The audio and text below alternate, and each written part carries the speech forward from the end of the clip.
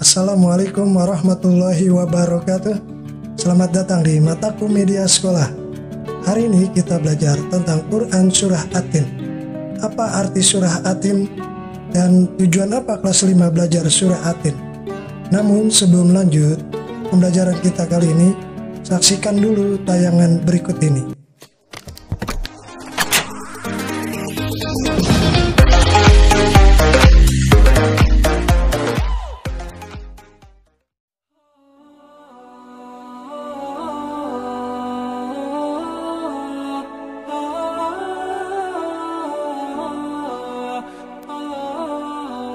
Anda pernah makan buah tin atau setidaknya pernah mendengarnya. Buah tin ini memiliki khasiat untuk kesehatan yang luar biasa. Bahkan sampai disebut buah untuk mengobati sejuta penyakit. Buah tanpa biji ini sangat familiar bagi umat Islam karena namanya termaktub dalam Al-Quran dan disebutkan dalam hadis Rasulullah Muhammad SAW. Buah tin ini disebutkan dalam Al-Quran, demi buah tin dan buah zaitun, demi gunung Tursina. Surah At-Tin ayat 1 dan 2. Buah ini juga disebutkan dalam hadis yang diriwayatkan oleh Abu Darda. Ia meriwayatkan sabda Nabi bahwa sekiranya kukatakan ada buah-buahan yang turun dari surga, maka itulah buah tin. Karena buah-buahan surga itu tanpa biji, makanlah ia, karena ia dapat menghentikan wasir dan bermanfaat menyembuhkan encok. Dituturkan oleh Ibnu Qayyim dalam Zadul Ma'ad. Jika buah ini disebutkan dalam dua sumber hukum utama umat muslim, Al-Quran dan hadis, maka ia diyakini kebenarannya bahwa buah ini memiliki banyak keutamaan dan manfaat. Sumber asal dan manfaat yang besar menjadikan buah ini juga disebut sebagai buah dari surga. Ya, itulah tadi tayangan sekilas tentang buah tin. Mudah-mudahan tayangan tersebut dapat menambah wawasan kita bersama. Sekarang mari kita lanjut ke tujuan pembelajaran Quran Surah At-Tin. Yang pertama, kita mampu membaca surah ini dengan baik dan benar atau tartil. Yang kedua, kita mampu menuliskan surah ini.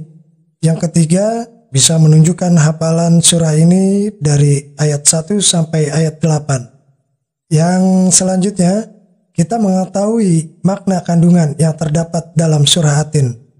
Yang terakhir, kita mampu mencontohkan dan berbuat kebajikan sesuai dengan pemahaman Quran Surah At-Tin dalam kehidupan sehari-hari. Dalam Al-Quran, Surah At-Tin di urutan ke-95, terdiri dari 8 ayat, diturunkan di kota Mekah sebelum Nabi Muhammad hijrah ke Madinah. Oleh sebab itu, Surah At-Tin tergolong surah Makkiyah. Nama Surah At-Tin diambil dari ayat pertama surah ini. Wat-tini waz-zaitun, demi buah tin. Surah At-Tin menceritakan tentang manusia diciptakan oleh Allah Subhanahu wa Ta'ala dengan sebaik-baiknya, mempunyai rupa, mempunyai pikiran, ya, mempunyai akal yang membedakan dari makhluk-makhluk Allah yang lainnya. Namun manusia bisa menjadi makhluk yang rendah dan serendah-rendahnya apabila tidak beriman dan tidak beramal soleh. Mari kita lanjut untuk membahas makna kandungan dengan melihat arti dari surah At-Tin. Mari kita bacakan surah At-Tin dan artinya. Ya, baik, sekarang kita lanjut ke makna kandungan surah At-Tin. Surah At-Tin itu ada 8 ayat. A'udzubillahi minasyaitonirrajim. Bismillahirrahmanirrahim. Wat-tini waz-zaitun. Artinya demi buah tin dan buah zaitun. Buah tin tadi sudah kita simak tayangannya, beragam manfaat untuk kita semua. Lalu buah zaitun apa itu? Buah yang memiliki kandungan melimpahnya minyak. Daerah-daerah yang kekurangan minyak memanfaatkan buah ini untuk dijadikan minyak. Ayat yang kedua yaitu waturi sinin, dan demi gunung Sinai. Gunung Sinai juga dikenal dengan nama Jabal Musa, tempat Nabi Musa mendapatkan wahyu dari Allah. Gunung ini setinggi 2285 meter.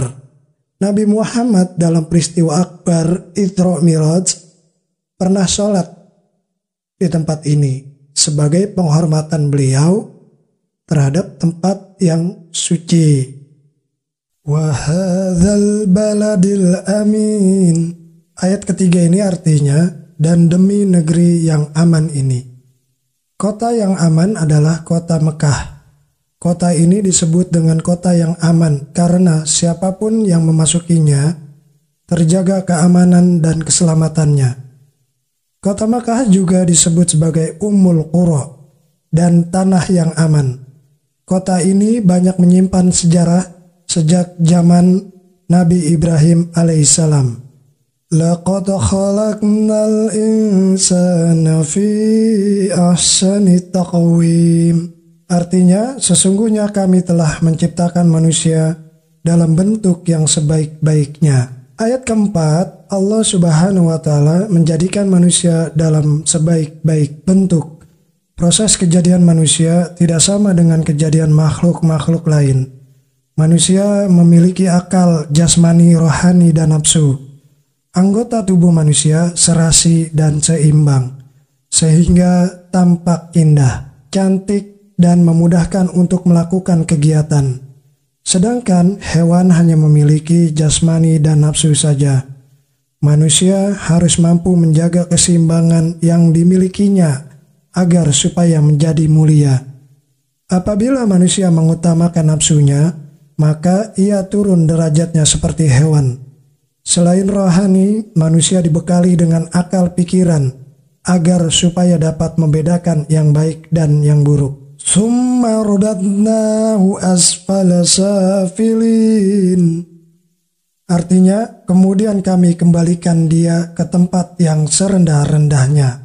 Ayat kelima ini mengandung Allah Subhanahu wa Ta'ala mengingatkan manusia, sekalipun mereka sempurna, tetapi dapat turun derajatnya menjadi hina karena pengetahuan, sikap, dan perilakunya apabila telah keluar dari aturan yang sudah ditetapkan oleh Allah Subhanahu wa Ta'ala melalui rasul-rasulnya.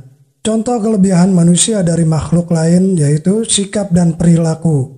Bertutur kata dengan baik, santun, lembut kepada orang tua, guru, teman, dan tetangga. Lalu berpakaian. Kita berpakaian sebagai manusia. Kalau tidak berpakaian, kita bisa malu. Makan dan minum. Sebagai manusia dan umat Islam, kita mengkonsumsi makanan dan minuman halal dan juga bergizi. Lalu bergaul dengan sesama teman. Berkumpul dan bersilaturahim sesama teman dengan baik dan tidak menyakiti. Menggunakan anggota tubuh sesuai dengan fungsinya terhadap hal-hal yang dibolehkan agama. Illalladzina amanu wa amilus solihati falahum ajrun ghairu mamnun.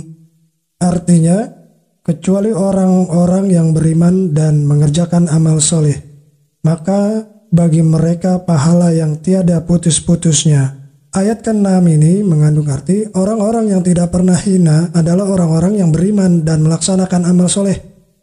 Orang yang demikian itu akan selamat dari kehinaan dunia dan akhirat.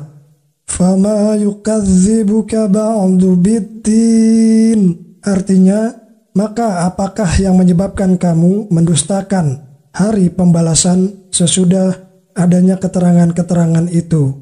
Ayat ke-7 menjelaskan, pada hari kiamat nanti ada hari pembalasan terhadap perbuatan manusia yang baik dan buruk. Manusia seharusnya tidak meragukan adanya hari pembalasan, karena Allah Subhanahu wa Ta'ala sudah menunjukkan bukti-buktinya. Allah Subhanahu wa Ta'ala memberikan akal kepada manusia untuk berpikir tentang ciptaannya dan hati untuk merasakan iman. Pertanyaan Allah Subhanahu wa Ta'ala itu untuk mengingatkan adanya hari akhir agar manusia tidak lupa dan lalai sehingga terjerumus dalam dosa dan kehinaan. Alaihissallahu biahkamil hakimin. Artinya, bukankah Allah Subhanahu wa Ta'ala hakim yang seadil-adilnya?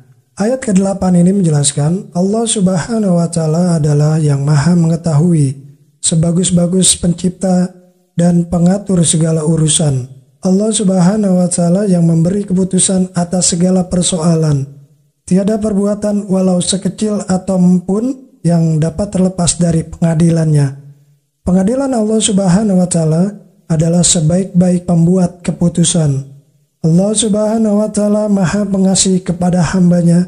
Ia senantiasa mengingatkan agar manusia tidak lupa diri. Jika ternyata manusia masih melakukan dosa, maka karena keadilannya, manusia akan menanggung akibat dan pembalasan atas dosanya itu. Ya baik, pelajaran kita sudah selesai. Ya, terakhir makna kandungan surah At-Tin. Terima kasih. Assalamualaikum warahmatullahi wabarakatuh.